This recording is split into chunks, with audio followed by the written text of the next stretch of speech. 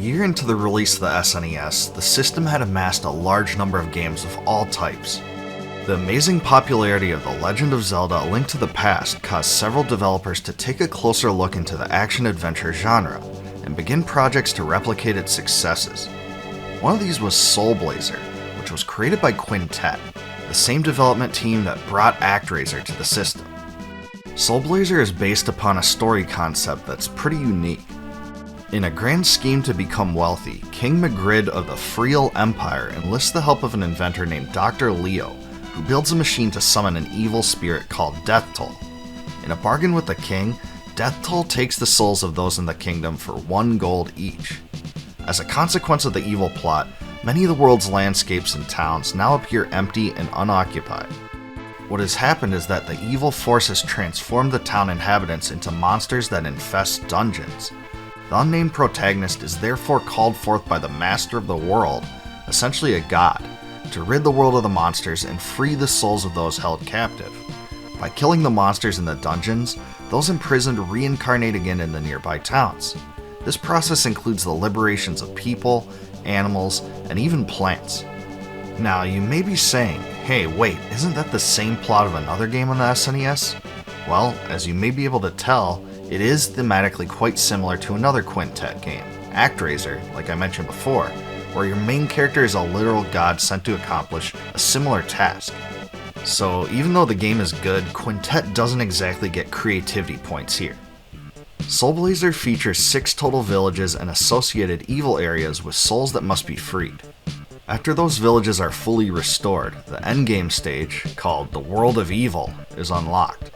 The game is tied together pretty well in this way, and talking to the resurrected townsmen provides a lot of great lore. In Soul Blazer, the dungeons are where the true fun is to be had.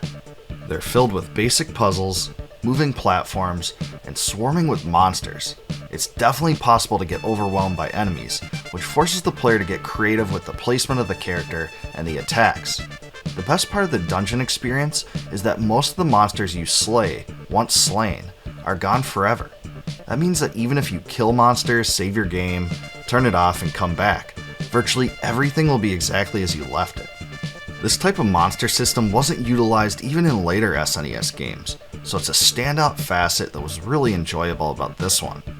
I tend to agree with those that have said it makes the game hold up pretty well even today, because it allows for casual play without the long, cumbersome time constraints. The bosses were designed pretty well also. They're distinct and provide unique difficulties, and some of them are really hard. They're honestly where the challenge in this game lies. As far as combat goes, your character slices his sword in a way where it actually hits enemies that look to be slightly below the cell he's standing on, which is certainly interesting.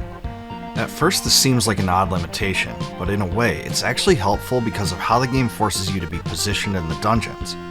The hit detection isn't perfect, but it isn't the worst I've seen either. Lagoon. There is a magic system and you can get a few spells, but honestly they're a bit awkward control-wise. There isn't even a real animation for the spell that shoots fire across the screen, and the only way to aim it is to face your character in the direction you want it to go. Sometimes it's useful, but I really think this area of the game should have been more polished. The graphics aren't overly impressive for an SNES title, but it came out pretty early in the system's life, so I guess that's to be expected. There is one area of the visuals that do stand out though, the use of multiple layers, many of which are vibrant and add a lot to the atmosphere. For instance, here you can see icicles hanging all over the area to give it a more complete frozen cavern vibe, and that layer protrudes as you move around. Other places have clouds that pass by visually, and yet others have several levels of platforms and colors that give the dungeons more depth. Even if it doesn't quite approach the same graphical quality that can be found in later SNES titles, this was really cool. The soundtrack in Soul Blazer is an odd combination of songs you'd expect in a traditional RPG score, combined with some funkier ones. And by funky, I mean some of these tunes actually sound like something you'd hear from Parliament or Smokey Robinson or something. They're really different in that way from other action-adventure RPGs. It's not really my favorite dynamic for the genre, but some people really like how unique these tracks are. When it comes down to it, Soul Blazer was a solid game for the time that provided fans of the genre a great fix. It used a cool story concept and stands out because of the permanency in regard to your dungeon progress. It has a solid but unique soundtrack and was a polished game for the era it came from. Also, the title offered promise for the future. In fact, the game was the start of what became a 3-part unofficial trilogy, sometimes known as the Soul Blazer Trilogy, that also included Illusion of Gaia and Terranigma. In the next years, the series took on a life of its own, as Soul Blazer's spiritual successors built upon what Soul Blazer had done and added a few additional twists.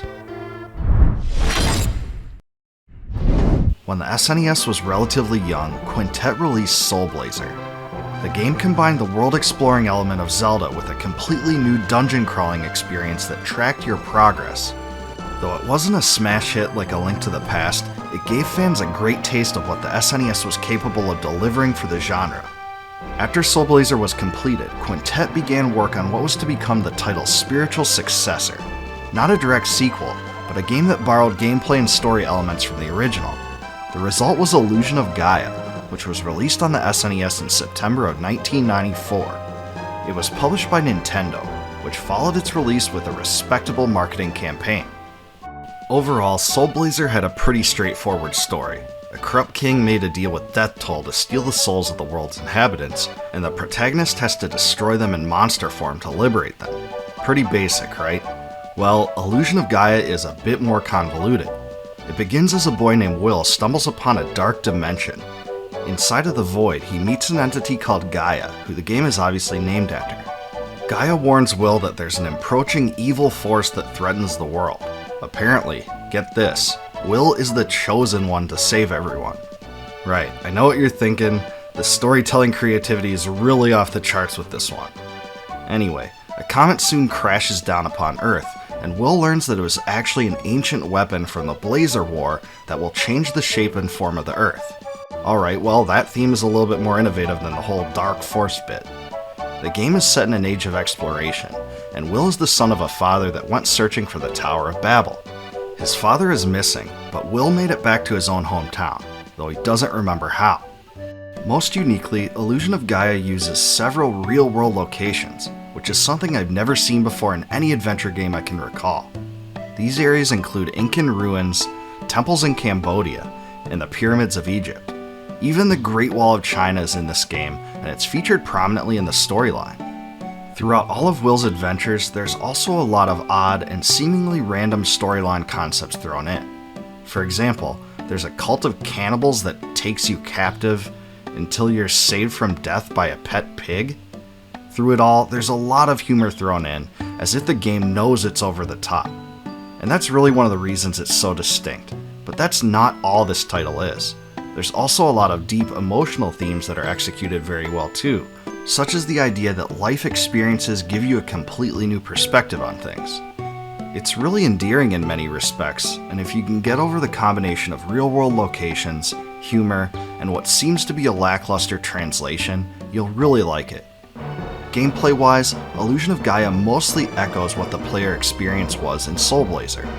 The combat is mostly the same, as you travel around in an overhead view and attack enemies in an action-oriented battle system. The hit detection seems to be greatly improved from the first game, and the attack animations were also more polished. When it comes to improving gameplay, both of these things were great to see. However, there are a few differences that set Illusion of Gaia apart from Soul Blazer as well. Most obviously, Will can transition between 3 different forms. Other than his original form, he can become Freedom, a bulky Dark Knight that's stronger than his normal form, and Shadow, an energy mass that attacks enemies with a long-range energy beam formed to its arm. The best part of this mechanic is that each of these forms can accomplish certain tasks, obtain items, and get access to areas the others can't. For instance, Freedom's long sword allows him access to items that Will would not be able to reach.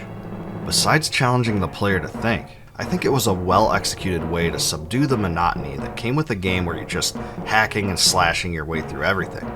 There are numerous puzzles to solve in the dungeons, and lots of jumping across platforms. What also makes the game more fun than many of its counterparts is that Will can do several different types of attacks. 4 in total actually. There's the jump attack, Psycho Dash, Psycho Slider, and Spin Dash. Likewise, his two other forms also have their own sets of unique moves, and all of them do a lot to add variety to the gameplay. In dungeons, you can press the start button to see the locations of all the enemies in an area. This is especially helpful because when you defeat all the enemies in that particular area, you gain a jewel that increases your stats. It's essentially like a level up.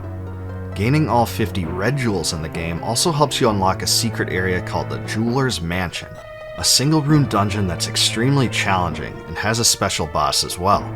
This was a very fun Easter egg for those dedicated to obtaining everything the game has to offer. Graphically, Illusion of Gaia is a step forward from Soul Blazer. The sprites are crisp and colorful, and even the graphical layers make the game pop out a lot more. It just looks better than almost every game from 1994 by a long shot. Also, there are a lot of really awesome ways that the graphical experience is intertwined into the storyline and gameplay. For instance, just take a look at this enemy appearing from what looks to be a dark pit. This is really awesome. There's plenty more graphical surprises like this, and they really did a lot to make Illusion of Gaia memorable visually. My biggest complaint about Illusion of Gaia is that healing items are sparse. You can't just buy them from shops like in other games, they're only found throughout the world and in dungeons. It isn't a huge issue if you play methodically, but you really can run into some trouble on the tough bosses if you've used them up already. Of all its strong points, Illusion of Gaia's strongest was that it dared to be different. It incorporated different types of attacks, which made it unlike Zelda or Soul Blazer. Rather than merely an overhead game, it also incorporated many areas where the gameplay is more side-scrolling oriented than simple overhead gameplay. Its story was a combination of quirky and serious, which also stood out from Final Fantasy on one end of the spectrum and Earthbound on the other. Unlike other games of its kind, the soundtrack makes plentiful use of drums and other percussion sounds, and this too made it different from the melodic-driven soundtracks found in other games. There's a definite chance that RPG fans playing this will get lost in the convoluted story that, well, sometimes makes sense and sometimes doesn't, but you'll have fun with the game if you focus on the gameplay. It was a great step forward in the unofficial Soul Blazer trilogy, which would be continued the next year with Terranigma, the final game in the series. Quintet's unofficial Soul Blazer trilogy continued in 1994 with Illusion of Gaia. The game pushed the series forward by incorporating multiple moves, character transformations, and a sometimes comical, sometimes serious story. With every intention of continuing their streak, they set out to build upon the series with the successor to Illusion of Gaia. The project resulted in the creation of Terranigma, the conclusion to the three-part series. There was just one problem though, at least as far as I was concerned at the time. The title never made it to North America. This seems to be because of several reasons. First, the Japanese publisher for the game, Enix, closed its North American offices as the game arrived in Japan. This prevented the title from having a guaranteed North American publisher. It's likely that no alternative publisher signed on because the SNES was so late in its lifespan. Nevertheless, Terranigma was released in both Europe and Australia in 1996, complete with an English translation. The name Terranigma comes from the combination of two Latin words. Terra is the Latin word for earth, whereas enigma means puzzle. When merged together, the game means earth puzzle, or mystery of the earth, and this actually makes sense when considering the game's primary themes. In Japan, it's called Tenchi Sozo, which translates to the creation of heaven and earth. The contrast between light versus dark, the overworld versus underworld, and growth versus decline are all dichotomies that are explored in the game. The story at the heart of Terranigma revisits some elements from Illusion of Gaia, but overall, the game is a bit darker and more mature. The protagonist is Ark, a boy from the village of Krista known for his mischievous personality. At the beginning of the game, Ark defies the order of the village elder, opens a forbidden door, and touches a mysterious box inside. The decision unleashes a powerful curse upon the village, and Ark soon discovers that everyone's been frozen, except for the village elder. The elder informs him that the only way to rectify the situation is to resurrect continents on the surface of the world. As he begins his adventure, Ark stands in awe of a vast underworld filled with magma rivers and crystal mountains. Though experience-oriented leveling was removed from Illusion of Gaia, it's back again in Terranigma, so the game is more similar to Soul Blazer's advancement system. The dungeons also have some hurdles that weren't in the previous two games, such as the requirement to climb certain walls to progress through the areas. There's also an innovative magic system that requires reagents called Magi Rocks, which are limited in the game and serve as containers for spells. They can be recharged in a way, but space is limited, and you'll sometimes find that normal attacks are more effective at destroying certain enemies anyway. And speaking of attacks, like Illusion of Gaia, Terranigma also features several different combat attacks that can be executed in dungeons. First, you have your regular attack with the spear, which is basic, but the attack button can also be used successively to perform multiple rapid hits. The spinner attack is a basic jump move that can be used to flip forward and attack an enemy. The slider attack is probably the most distinct, which allows Arc to leap through the air and dive through enemies in the path of the ability. The rush attack is a forward leap move that lunges through enemies. Lastly, the X-Guard is a defensive move that can be used as a shield. The dungeon bosses are bigger than ever in Terranigma, and some of them pose a true challenge, especially if you're underleveled. The dreaded Bloody Mary fight, for instance, is one encounter that's continually brought up by people that have played through this game. She's protected by a shield of revolving colored jewels that deal damage, and on top of it, if you try to outrange her, she'll throw her head at you. What's more is that she can disappear and teleport at will, so add that to the mix of expletive generators. Most of the bosses aren't quite as bad as her though, and you'll really enjoy the graphical quality and design of some of them. They're some of the best on the system. There's also a city expansion mechanic where some of the towns in the game grow, change, and develop after completing various side quests. Most of these changes are cosmetic, and ultimately there are as many as 3 different versions of some cities. This was a great way to add color to the game and keep it dynamic, and it reminds me a bit of what was done with the PlayStation version of Lunar the Silver Star story. Much of the game's story progression is conveyed in scenes where the world is transformed after completing various dungeons. As the player resurrects continents of the world, you really get a sense of the emotional impact the developers intended, and the scenes are beautiful visually. Both of these concepts prove the developers poured hard work into the title to make it that much more special than many of its counterparts. Also, there's another aspect about the way Terranigma's story is presented that I wanted to draw attention to. While the game relies heavily on emotion and morality, it doesn't push a particular moral or political agenda on the player. Instead, it conveys the idea that there are consequences to choices made in life. Playing through the game, you can experience these changes in the animals, landscapes, and habitation. All of this did much to make the title into a true interactive experience that was more than just a series of events. Of all Terranigma's many strengths, the greatest may be its soundtrack. It was the product of Miyoko Takaoka and Masanori Hikichi, both of which were new to the Soul Blazer series. But out of the 3 games in this trilogy, this one has the best soundtrack. The collection of tunes, over 50 in total, represents some of the best work on the whole system. The deep, emotional tracks are creatively intermixed with the more energetic, action-oriented tunes, and the developers really did a superb job of making sure to fit the tracks into the game at the appropriate places.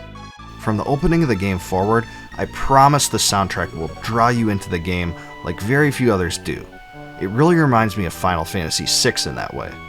A few of my favorites are Hometown, an infectious melody that gives a calm vibe at the beginning of the game, and Light and Darkness, which serves as the game's main theme of sorts. Overall, the game has one of the SNES's best non-Squaresoft soundtracks, and it certainly rivals some of Square's best works too. My only real complaint about Terranigma is its unique but cumbersome inventory and menu system. In contrast to, say, Secret of Mana's ring system, or even Soul Blazer's menu, Terranigma uses an inventory room system where Arc jumps into a magical box and has to venture through various rooms to select different weapons and armor. While this was completely innovative, I think it became a time-consuming burden. I just felt like it took away too much from the gameplay. It's definitely not a deal breaker, but I wasn't a fan of it. In nearly every respect, I think Terranigma beats out the other 2 games of the Soul Blazer trilogy. Its combat was better designed, with excellent hit detection and a variety of attacks that ensured engaging gameplay. The story is more mature and developed than that of Illusion of Gaia, and builds upon the serious elements that made its predecessor stand out. Its graphics and animations are also a step forward for the series, and even more work was paid to boss design, attack animations, and storyline sequences. The soundtrack is fantastic, and the game is full of challenges. When it comes to games that never made it to North America, Terranigma is an omission that stands as one of the most egregious. The fact that it had a complete English translation, but still didn't make it across the ocean, was demoralizing to those that were looking forward to it. Nevertheless, it's certainly worth playing now through emulation or by finding a cart. It holds up better than most SNES games, and even though it gets plenty of notoriety now, it's still a hidden gem of sorts to most North American gamers that didn't get to try it at the time. After the release of Terranigma, Quintet stood on the frontier of a new generation of gaming. One way in which the company tried to advance itself in the new era was through the Grandstream saga, which was released on the PlayStation in North America in 1998. The title was released by its subsidiary Shade, and gave hope to fans that had played through Quintet's previous games, including the Soul Blazer Trilogy.